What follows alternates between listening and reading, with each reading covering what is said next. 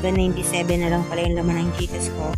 Tapos, kasi ito kanina ay 1, 2, 3. Ito yung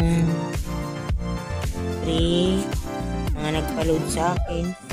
31, 32, 33, 34, 3458.